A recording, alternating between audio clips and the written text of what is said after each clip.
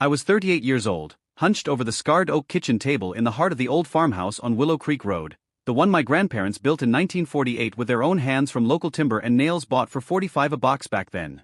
The room smelled of strong black coffee brewing in a percolator that had seen better days, 12 at a yard sale in 1995, and the faint mustiness of rain seeping through cracks in the foundation that no amount of 80 caulk tubes could fully seal. It was a bitter cold Tuesday evening in November 2012, the wind howling outside like a wounded animal, rattling the single-pane windows frosted at the edges, while sheets of rain lashed the siding in relentless waves, turning the 200-foot gravel driveway into a treacherous quagmire of puddles and ruts deep enough to swallow a boot. Mom was 65, her frame stooped from decades bent over assembly lines and weeding endless rows of tomatoes in the backyard garden that fed us through lean winters, her hair a mix of defiant black strands clinging among the gray, tied back with a rubber band from the newspaper. Her hands those hands, knobby with rheumatoid arthritis that flared up after Dad's death, swollen joints making every grip a wind trembled violently as she jabbed a finger at my face, her faded floral housecoat, bought for $18 at Walmart 5 years prior, hanging loose on her shrinking shoulders. "Don't you dare come back to this house until I'm 6 feet under, Daniel James Whitaker," she bellowed, her voice raw and splintered like the old barn without back, echoing off the walls papered in yellowing floral patterns from the 70s that cost $120 a rollback when Dad installed them. The fury stemmed from a lifetime's grievances piled high like the unpaid bills on the counter, my betrayal at 18 when I bolted for college 200 miles away instead of staying to work the farm, my engineering job in Chicago that started at $68,000 in 1996 and ballooned to $128,000 by then with $22,000 annual bonuses for overseeing automated assembly lines ironically similar to the one that broke her body, the city girlfriend Lisa Shed met once and dismissed as prissy because she wore 150 heels. And didn't know how to milk a cow, and worst, my radio silence after Dad's funeral in 2008, too engulfed in promotions and grief to pick up the phone for her weekly check-ins that always ended in lectures about family first. I was disheveled in an 800 suit rumpled from the 3.5-hour drive south on I-55, tie askew, eyes bloodshot from a skipped lunch and rising anger. "Maybe you're right, maybe we're both better off," I roared back, kicking a chair that scraped the linoleum floor installed in 1985 for $1,200. I bolted out, screen door banging behind me like a gunshot, tires churning mud as I fishtailed away in my leased Audi A6, 650 monthly payments, swearing in the dimming twilight that the farm with its 40 acres of stubborn soil, creaking floors that remembered my childhood footsteps, and shadows of every unresolved fight would remain a closed chapter, buried under layers of city concrete and forgotten obligations.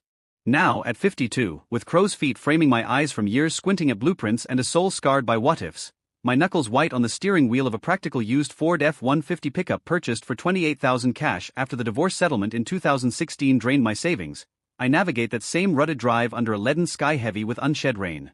The farmhouse looms weary exterior paint, last refreshed in 2005 for $2,800, now peeling in long strips revealing weathered siding, the roof a patchwork of mismatched asphalt shingles from a hasty 1,200 repair in 2020 using materials from the local coop. The front porch sagging under the weight of overgrown ivy and pots of wilted geraniums she planted every spring for 15 in seeds. My heart pounds as I kill the engine, grab the battered leather suitcase from the passenger seat packed with faded photo albums, zero but priceless, Dad's old Timex watch valued at $800 that stopped ticking the day he did, and a box of her favorite chamomile T6 and approached the door warped from humidity. 3 knocks, firm but not demanding, echo into the quiet. The lock clicks after an eternity, the door inching open on hinges screaming for WD-48 a can. There she stands, or rather, sits in a manual wheelchair 450 from Medical Supply, pushed forward by a hospice aide, her body diminished to 96 pounds according to the nurse's charts tacked on the fridge, skin paper thin over prominent veins, oxygen tank on wheels hissing softly at 2.5 liters per minute through a nasal cannula taped gently to her cheeks, her eyes still that fierce cornflower blue despite the cataracts widening in disbelief behind 120 bifocals from the optometrist in town. "Danny. My boy?" she rasps, voice a fragile thread frayed by COPD that turned her lungs to scar tissue over decades inhaling factory fumes and secondhand smoke from Dad's packs. "You came back." After all, I said. Tears well instantly, spilling over lashes thinned by age. I crossed the threshold uninvited but undeterred, the familiar aroma of lavender soap 4-bar, wood smoke from the potbelly stove 350 installed in 1998, and faint mildew enveloping me like a reluctant embrace. "I had to, Mom." Some words don't get the final say. Because exile ends when regret demands entry, and 14 years of stubborn silence can't outweigh a lifetime of tangled love waiting to untie. Our mother-son saga wasn't a sudden fracture but a gradual splintering over 38 years, forged in fierce devotion then warped by profound loss, unyielding pride, and the chasm between rural roots and urban ambitions. Its foundation laid when Mom was 38th mirror age of my explosive departure and I was a defiant 14-year-old in the sweltering summer of 1988. Still shattered from Dad's lightning strike death that June. He was 42, a rugged jack-of-all-trades who farmed our 40 acres of corn, soybeans, and a small herd of 10 cattle by day, moonlighting as a mechanic fixing neighbors' tractors for 45 an hour cash under the table, when a catastrophic heart attack struck him down in the barn at 217 p.m. Pitchfork mid-thrust into hay bales, collapsing amid the scent of manure and diesel. The autopsy, 1,200 fee waived by the county coroner out of respect, pinpointed coronary arteries 90 blocked from chronic stress managing crop prices fluctuating 3 to 5 a bushel, a Tupacade Pall Mall habit at $3.50 per pack until he quit in 1983 for my sake, and Greasy ate breakfast platters at the truck stop diner thrice weekly. The funeral totaled 8,500 pine casket 3,200 handmade by the local carpenter, gravesite in the family plot on the hill 1,800 including perpetual care, Methodist church service with Pastor Klein 1,200 donation, reception potluck but hall rental 400. Covered by a 50,000 whole life policy head premiumed at 120 monthly since my birth on June 15, 1974, anticipating farm hazards like equipment accidents or chemical exposures. Mom, thrust into widowhood at 36 with a moody teen and a debt-laden farm deeded from her parents in 1970 after Grandpa's stroke, refused defeat. She secured a position on the assembly line at the automotive parts factory 12 miles north, punching in at 5:45 a.m. For bolt installation at 14 an hour union scale, take home $2,800 monthly after $520 in taxes and dues.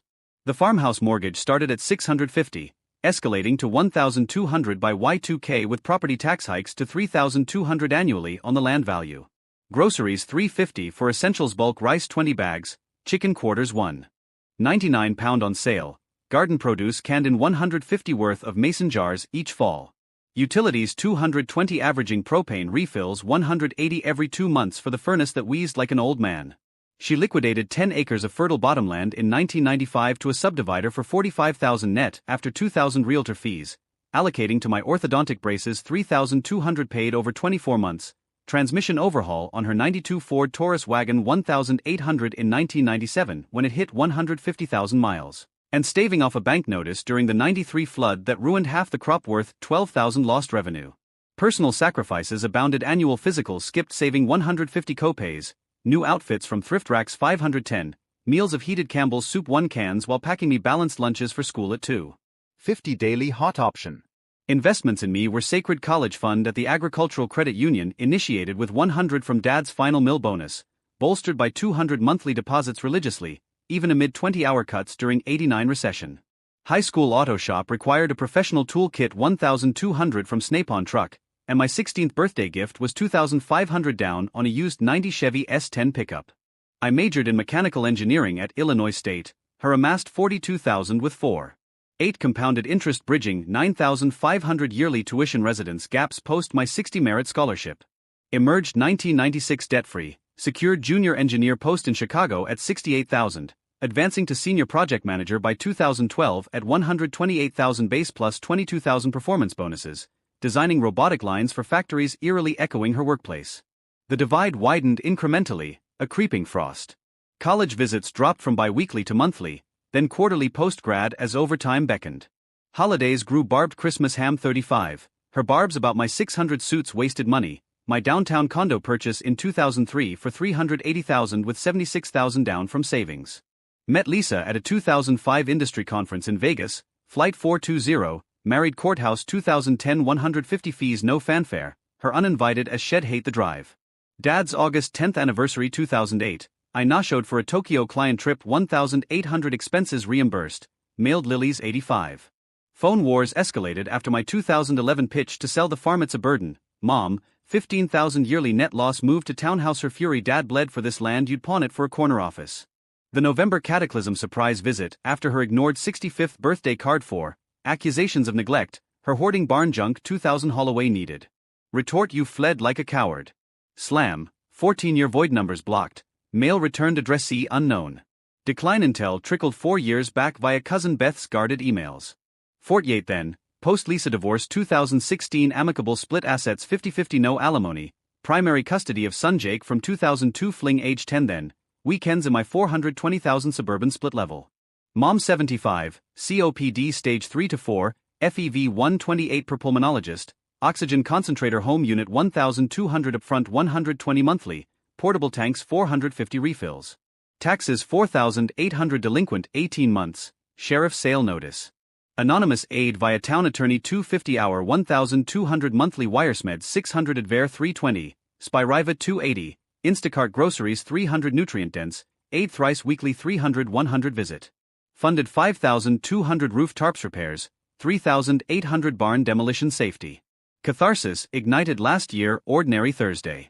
Beth's call bilateral pneumonia, hospital 22,000 post-Medicare, vent 4 days, discharge hospice, months max regret tsunami nights pacing, visions her solitary in echoing rooms. Flight O'Hare to Bloomington 380, SUV rental 120-day 50-mile haul, suitcase albums, Dad's watch, Jake's Art Zero. Barriers layered. Aid Maria initial barricade Verbatim family, you especially. Persisted wallet photos, Tails Hey Bail Forts Zero. Beth video mediates. Supports rallied.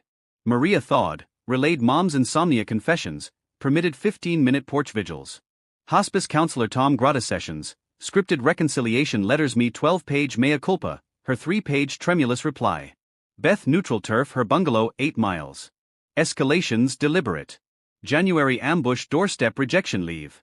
Hotel 145 night retreat. March stakeout 5-hour rain vigil driveway till Maria 20 minutes indoors. May with Jake 16 his grandpa resemblance melted ice, hour chat. Pinnacle this June 15 birthday symmetry.